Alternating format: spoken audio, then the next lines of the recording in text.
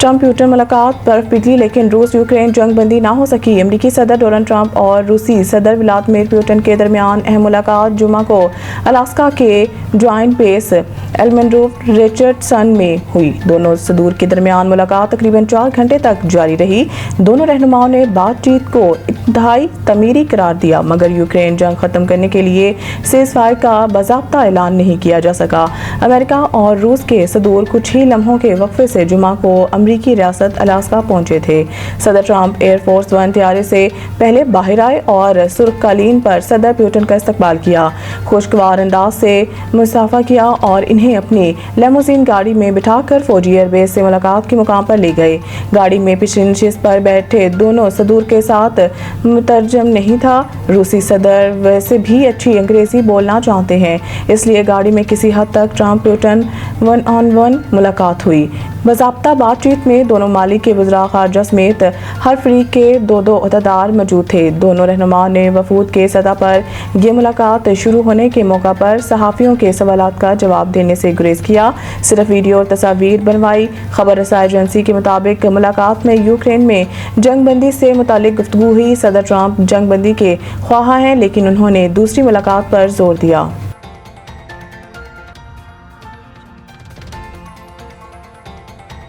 Supreme judicial council ने chief election commissioner और दीगर 2 मेंबरान के खिलाफ शिकायत खारिज कर दी। सुप्रीम जुडिशल कौंसिल ने अपना फैसला पब्लिक कर दिया, जिसके मुताबिक चीफ इलेक्शन कमिश्नर और दीगर 2 मेंबरान के खिलाफ शिकायत खारिज कर दी गई।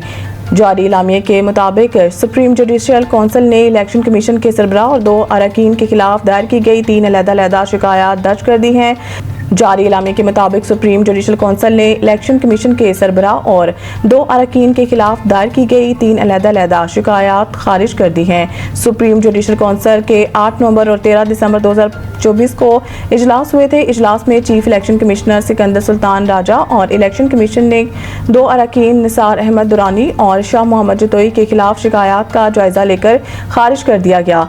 इलामे में कहा गया है कि दायर 3 अलग-अलग शिकायत नंबर 532 2021, 557 2022, 563 2022 का जायजा लेने के बाद शिकायत को खारिज करने का फैसला किया गया था।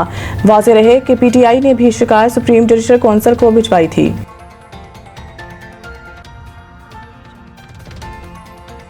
चीनी कंपनी का जिना मेडिकल कॉम्प्लेक्स अस्पताल के कंसेप्ट डिज़ाइन का तोहफा। वज़ीर-ए-आज़म का इज़हार तशक्कुर। हांगकांग आहुआ कंपनी गुज़िश्ता 3 दहाइयों से ज़ायद अरसे से दुनिया भर में 1000 से ज़ायद अस्पतालों के डिज़ाइन बना चुकी है और इसका पाकिस्तान के लिए रज़ाकाराना तौर पर आलमी मयार का डिज़ाइन तैयार करना पाक चीन दोस्ती और अवामी राब्त की गहराई का अकास है। वज़ीर-ए-आज़म ने इस इक़दाम पर चीनी कंपनी की क़यादत और टीम का तहे दिल से शुक्रिया अदा किया और कहा कि ये तोहफा न सिर्फ हुकूमत और पाकिस्तानी अवाम के लिए अहमियत रखता है, बल्कि इस अस्पताल से मुस्तकबिल में शिफायाब होने वाले मरीज भी इसे हमेशा याद रखेंगे।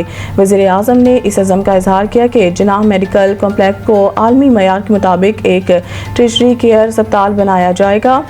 वज़ीर-ए-आज़म ने इस अज़म का इजहार किया कि जिनाह मेडिकल कॉम्प्लेक्स को आलमी मयार के मुताबिक एक टर्शरी केयर अस्पताल बनाया जाएगा। उन्होंने मुतल्लिका हुकाम को हिदायत की है कि अस्पताल के पेश करदा डिज़ाइन का मुकम्मल तकनीकी जायज़ा लिया जाए और मनसूबे में डिजिटलाइजेशन और मसनूई ज़हानत के इस्तेमाल को भी यकीनी बनाया जाए। उन्होंने खुशी का इजहार करते हुए कहा है कि पेश करदा कॉन्सेप्ट डिज़ाइन में मुमकिना वबाई सूरत हाल से निपटने के लिए मुकम्मल मनसूबाबंदी शामिल है, जो कि एक मुस्बत और दूरअंदेश पहलू है। वज़ीर-ए-आज़म ने जिनाह मेडिकल कॉम्प्लेक्स को इस्लामाबाद के दीगर अस्पतालों से डिजिटल तौर पर मुंसलिक करने की हदायत दी और कहा कि इस मनसूबे की तामीर तमाम तर मराहिल समेत मुकर्रर मुद्दत में मुकम्मल की जाए।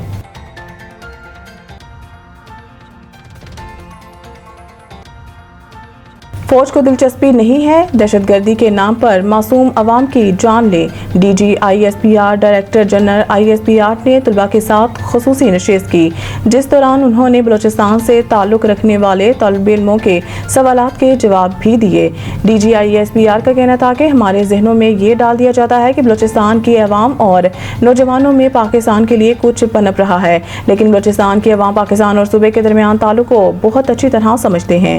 इनका कहना था कि मेजर मोहम्मद अनवर काकर शहीद हमारा बहुत शानदार ऑफिसर और इस धरती का अजीम बेटा था। मेजर मोहम्मद अनवर शहीद ने पहले भी ग्वादर हमले में कई दहशतगर्दों को जहन्नम वासिल किया। पाकिस्तान को आज़ाद रखने के लिए हर रोज़ फौजी ऑफिसर, जवान और शहरी कुर्बानी दे रहे हैं। उन्होंने कहा है कि किसी भी इलाके में ऑपरेशन इस वक्त कामयाब होता है जब अवाम खुद दहशतगर्दों की निशानदही करे। ऐसा नहीं है कि फौज किसी इलाके को खाली कराए, ऑपरेशन करे, क्योंकि जब फौज वापस जाएगी तो दहशतगर्द फिर आ जाएंगे। लेफ्टिनेंट जनरल अहमद शरीफ चौधरी का कहना था कि हमें बड़ी समझदारी के साथ सब कुछ करना होगा, इसलिए इसे इंटेलिजेंस बेस्ड ऑपरेशन का नाम दिया जाता है। फौज की इसमें कोई दिलचस्पी नहीं है वो दहशतगर्दी के नाम पर मासूम अवाम की जान ले।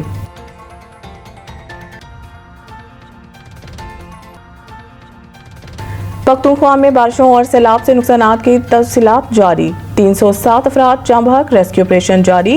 रिपोर्ट के मुताबिक गुज़िश्ता 48 घंटों के दौरान मुख्तलिफ हादसात में 307 अफराद जाँ बहक और 23 जख्मी हुए।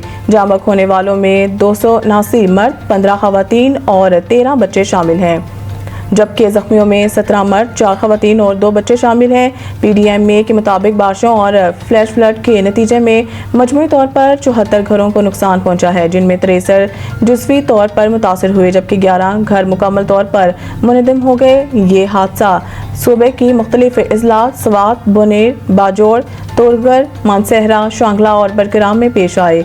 सबसे ज़्यादा मुतासरा अजला बाजोड़ और बडग्राम है, जबकि सिर्फ बुनेर में अब तक 184 अफराद जान की बाजी हार चुके हैं। PDMA ने खबरदार किया है कि शदीद बारिशों का सिलसिला 21 अगस्त तक वक्फे से जारी रहने का इम्कान है। वज़ीर आला खैबर पख्तूनख्वा की हिदायत पर मुतासरा अजला के लिए फौरी इमदादी फंड्स जारी कर दिए गए हैं और तमाम इदारों को इमदादी सरगर्मियाँ तेज़ करने की हिदायत की गई है। ज़िला इंतज़ामिया और PDMA की टीमें मुसलसल राब्ते में हैं और सूरत हाल की निगरानी की जा रही है।